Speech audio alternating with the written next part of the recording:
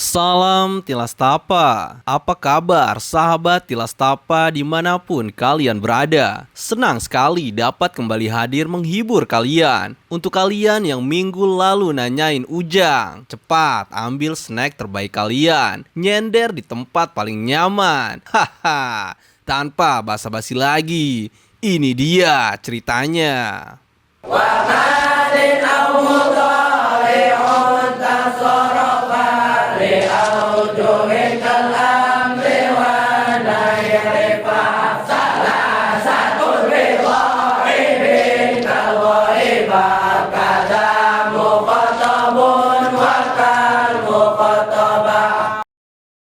Pada cerita sebelumnya, dikisahkan bahwa pohon randu yang menjadi tempat bersemayam Gegedu Kunti menyatu dengan raga Datuk Wira. Kini, sosok pimpinan Megabodas itu berubah menjelma menjadi sosok monster yang kekuatannya meningkat 1000 kali lipat dari sebelumnya. Sementara itu, Jaka dan Tono yang terkapar tak sadarkan diri sempat ditarik keluar oleh Gendis. Ujang meminta Gendis untuk membawa mereka keluar dari wilayah Megabodas. Namun naasnya, gerakan Gendis terlalu lambat hingga akhirnya mereka terjebak dalam pengaruh sihir Datuk Wira. Hanya dengan jentikan jari saja, Datuk Wira mampu membuat Gendis dan yang lainnya mematung, tak bisa bergerak. Udara dan situasi tiba-tiba menjadi hampa seperti ruangan kosong. Kini, tinggallah Ujang seorang diri yang belum terpengaruh oleh sihir Datuk Wira. Sepertinya, pimpinan Megabodas itu memang sengaja membebaskan Ujang dari sihirnya.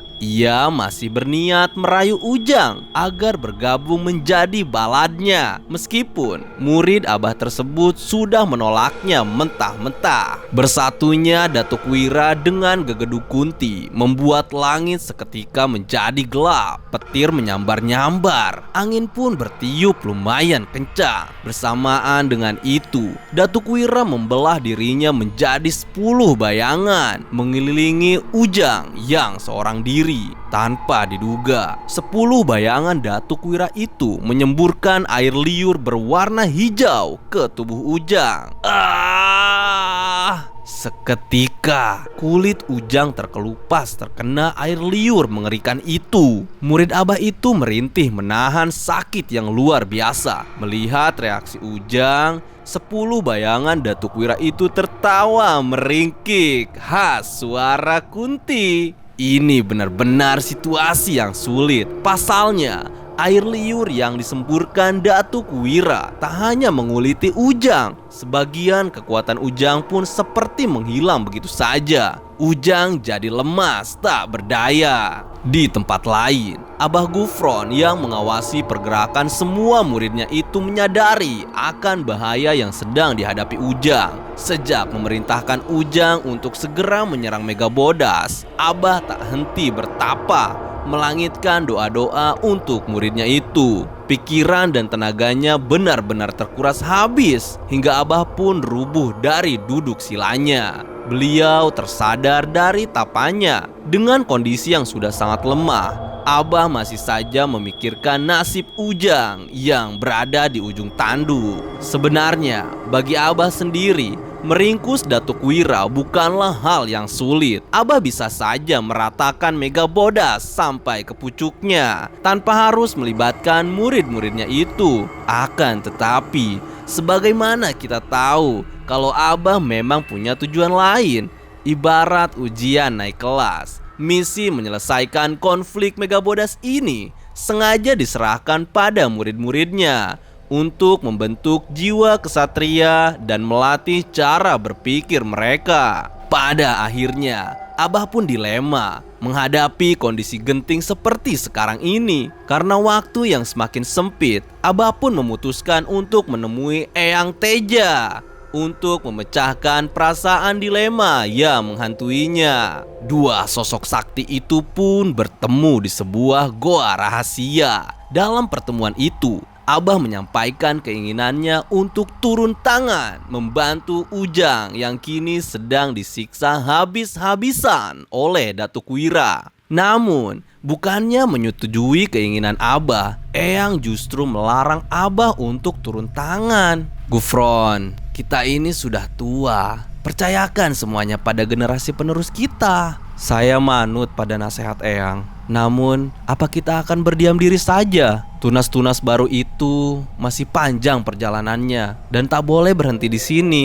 Mendengar ucapan Abah Gufron, Eyang jadi diam sejenak. Kemudian Eyang membuka sebuah kitab kuno beraksara Jawa. Di sela-sela kitab kuno itu terdapat sebuah batu delima. Ya, kalian pasti ingat kan dengan batu delima yang dimuntahkan Ujang saat pertama kali berguru dengan Abah Gufron. Batu delima itu mengandung khodam maung yang sempat bersemayam di badan Ujang. Setelah berhasil dipisahkan dari badan Ujang, delima itu diserahkan oleh Abah Gufron pada Eyang Teja dan disimpan di sela-sela halaman kitab kuno itu. Lalu, apa maksud Eyang Teja membuka kitab kuno itu? Gufron, apa aku harus melepaskan delima ini sekarang? Tanya Eyang Teja. Abah Gufron tiba-tiba merinding mendengar ucapan Eyang Teja barusan. Hal itu benar-benar di luar dugaan Abah. Tak terbesit sedikit pun dalam benak Abah untuk melepaskan batu sakral itu secepat ini. Abah hanya diam terpaku, tak mampu berkata apa-apa. Abah sadar betul resiko yang akan muncul bila delima itu dilepaskan sekarang. Eyang juga belum yakin betul. Sempat merenung beberapa saat. Tiba-tiba Eyang tertawa. Sudahlah Gufron, sebaiknya kau pulang saja. Kita bantu mereka dari sini semampu kita. Selebihnya tak ada daya dan upaya kecuali Maha Perkasa Gusti yang Maha Suci, ucap Eyang Teja. Senang tidak senang, begitulah keputusan Eyang Teja. Abah Gufron harus menahan diri dan sabar. Perasaan dalam hatinya begitu getir. Pikirannya sudah kemana-mana.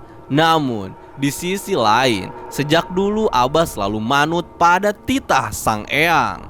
Dengan berjalan lunglai, Abah kemudian pergi kembali ke rumahnya untuk melanjutkan tapa sesuai permintaan Eyang. Kalau kita perhatikan sekilas, sikap Eyang Teja yang mencegah Abah Gufron untuk turun tangan terkesan jahat dan tak peduli pada nasib Ujang beserta sahabatnya. Kembali pada arena pertarungan, Ujang yang saat ini benar-benar dibuat tak berdaya oleh Datuk, terbaring penuh luka.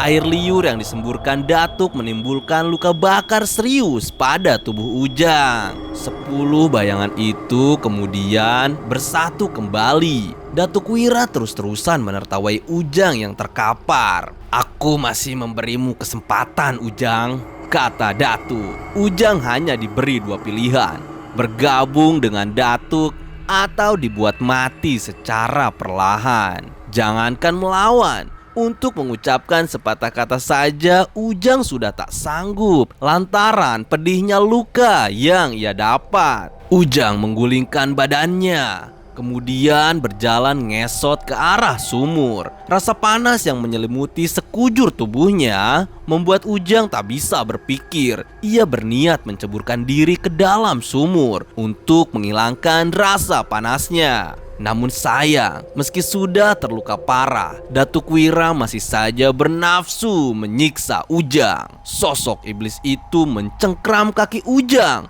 lalu membantingnya berkali-kali. Bruk, bruk, bruk, krek. Tulang-tulang di sekujur badan Ujang seketika remuk. Pandangan Ujang semakin gelap, tapi Ujang enggan menyerah. Sekuat mungkin ia bertahan agar tetap sadar. Tawa Datuk pun semakin jadi. Gelak tawanya diiringi tiupan angin dan petir yang menggelegar. Datuk Wira semakin liar. Tak ada lagi bala bantuan yang akan menolong Ujang. Terlebih, Abah sendiri dipastikan tak akan turun tangan membela murid-muridnya. Ujang hanya mampu menatap kedua sahabatnya dan Gendis yang masih mematung. Kematian seolah sudah semakin dekat. Ujang hanya bisa pasrah. Akan tetapi, di saat semuanya dirasa sudah buntu, tiba-tiba sebilah keris berukuran sedang yang meluncur secara misterius menancap tepat di dada sebelah kiri Datuk Wira. Seketika, tawa Datuk terhenti. Ia menatap keris yang tertancap di dadanya itu. Datuk pun muntah darah. Langkahnya mundur ke belakang. Keris itu kemudian memancarkan cahaya. Semakin terang cahayanya, semakin keras teriakan Datuk. Tusukan keris itu tiba-tiba menghilangkan pengaruh sihir yang Datuk buat. Gendis pun tersadar kembali. Tapi Jaka dan Tono yang memang dalam kondisi babak belur belum juga siuman. Gendis benar-benar terkejut melihat situasi yang menjadi gelap gulita. Bingung harus bagaimana. Pasalnya, ia juga melihat kondisi Ujang terbaring tak berdaya. Tak jauh dari tempat Ujang, Gendis melihat Datuk Wira yang sedang berguling-guling sambil berusaha mencabut sebuah keris di dadanya. Di tengah kebingungannya, Gendis mencoba meraih Ujang dan meninggalkan Jaka dan Tono.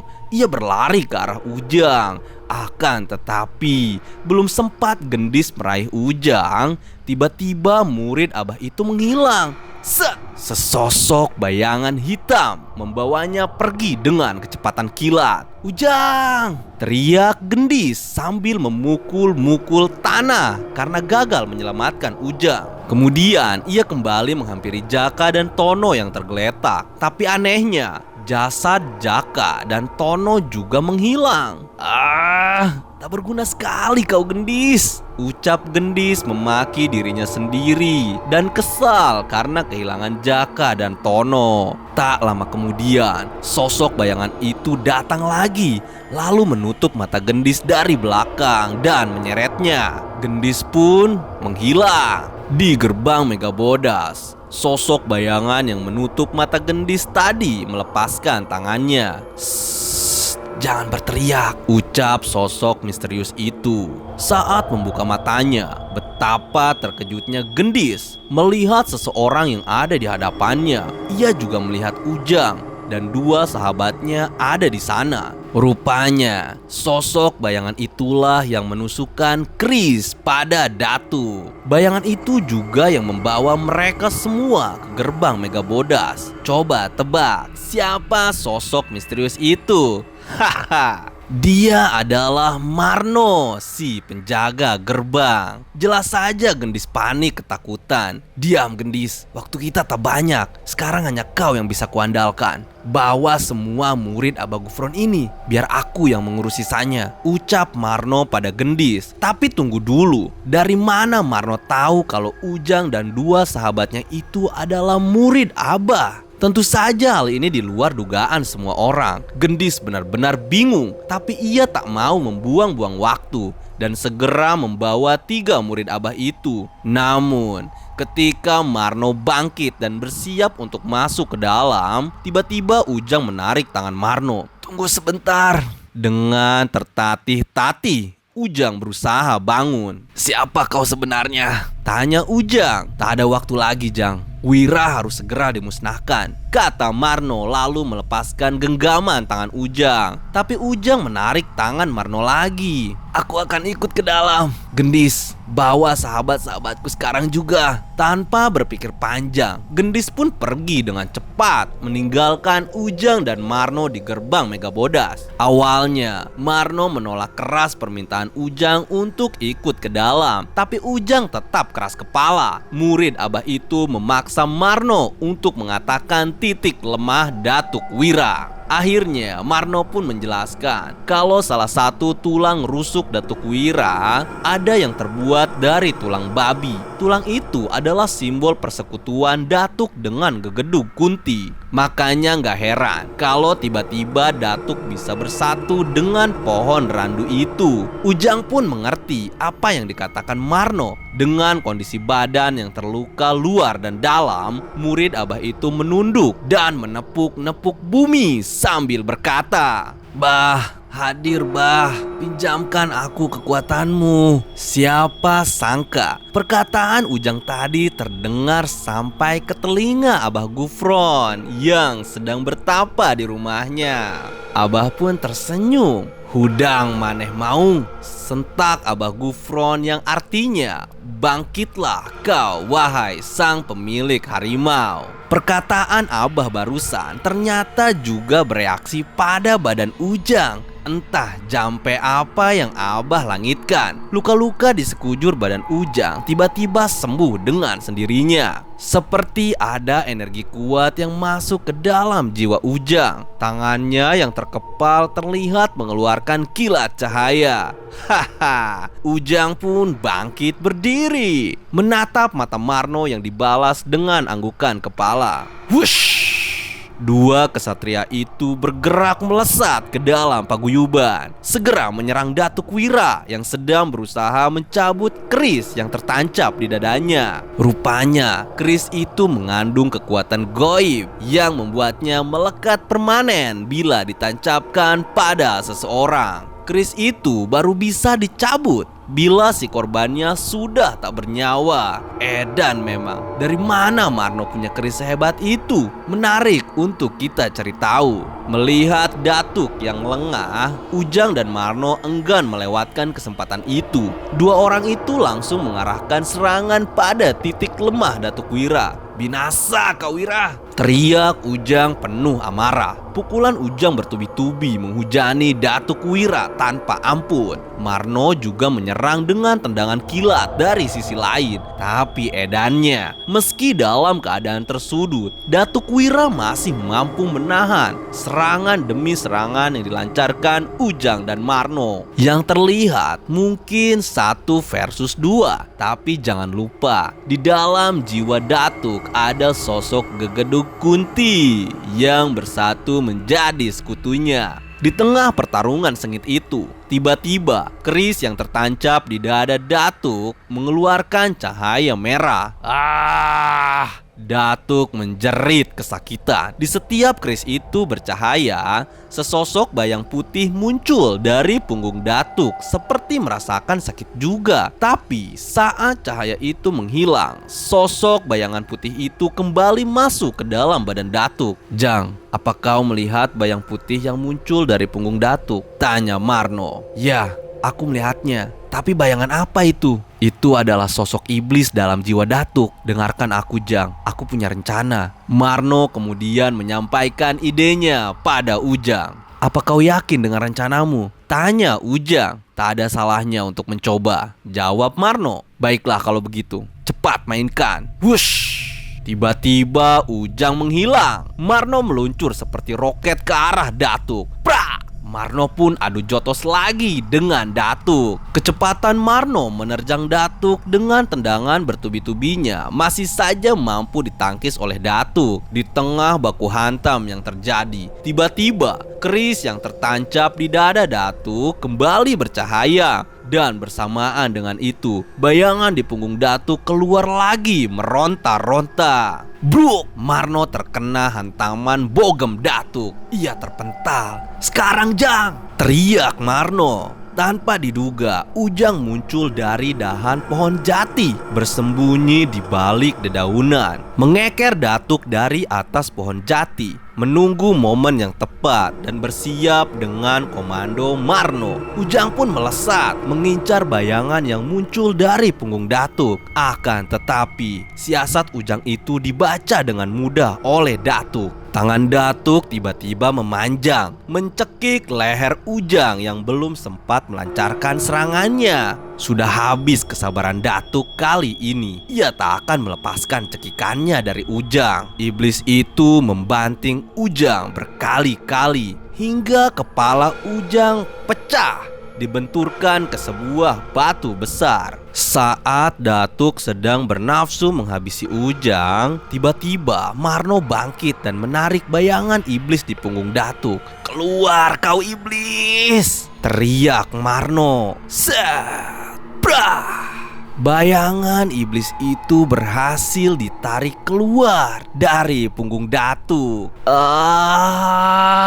Berdebah kau Marno. Badan Datuk tiba-tiba mengeluarkan asap. Sirna sudah kekuatan Gegeduk Kunti dalam jiwa Datuk. Lalu Marno mengikat Gegeduk Kunti itu di pohon asem dengan tali khusus yang terbuat dari campuran perak. Sementara itu, Datuk tergeletak lemas dan diam beberapa saat. Tapi Datuk tak sudi dikalahkan oleh makhluk ingusan seperti Marno. Pimpinan Megabodas itu pun bangkit, menatap ke arah Marno dengan mata berapi-api. "Kemarilah Datuk Edan, bisa apa kau tanpa bantuan jurig?" ucap Marno sengaja menantang Datuk Wira. "Tak kusangka akan berakhir denganmu Marno," ucap Datuk sambil berjalan ke arah Marno. Akan tetapi baru beberapa langkah Datuk berjalan ke arah Marno, tiba-tiba seseorang menepuk pundak Datuk dari belakang. "Mau kemana kau Datuk?" Betapa terkejutnya Datuk saat menoleh ke belakang dan melihat sosok yang menepuknya barusan. Dia adalah Ujang. Lalu kepala siapa yang Datuk pecahkan tadi? Rupanya sosok yang kepalanya pecah itu hanyalah sebuah bebegik yang dibuat serupa dengan Ujang. Sementara Ujang yang asli bersembunyi di balik semak-semak.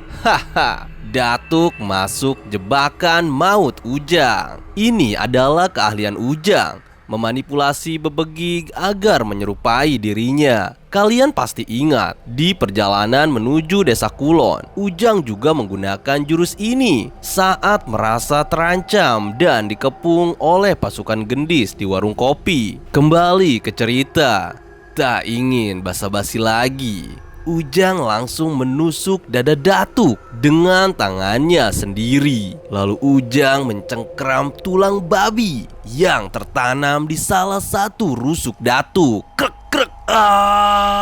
Ampun. Tak ada belas kasihan. Dengan sadisnya Ujang mencabut tulang babi itu dari rusuk Datuk. Seketika darah berwarna hitam pekat pun keluar, mengalir deras dari dada Datuk. Ujang meremas tulang babi itu hingga remuk dan pecah menjadi berkeping-keping. Tangan Ujang gemetar. Terus terang saja, ini adalah kali pertama bagi Ujang menusukkan tangannya secara langsung ke badan manusia hingga sekarat. Berbeda dengan lawannya yang tertawa bersenang-senang saat melihat musuhnya babak belur, Ujang justru berbeda. Menyaksikan Datuk yang tengah sekarat, Ujang malah berlinang air mata. Ia merasa kasihan dengan kondisi Datuk yang bersimbah darah akibat tusukan tangannya. Murid Abah itu berlutut dan beristighfar atas apa yang sudah terjadi.